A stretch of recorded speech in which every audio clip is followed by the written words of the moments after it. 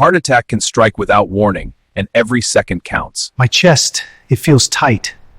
A heart attack happens when blood flow to the heart muscle will block artery. When oxygen supply stops, heart muscle cells begin to die within minutes. Common symptoms include crushing chest pain, pressure spreading to the arm, jaw, or back, shortness of breath, nausea, and My arm feels numb.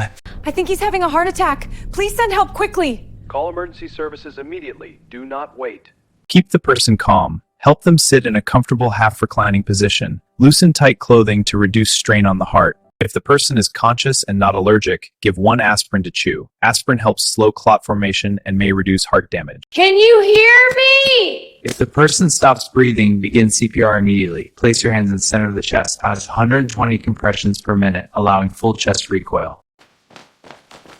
Stay clear! An automated external defibrillator can restore a normal heart rhythm during cardiac arrest.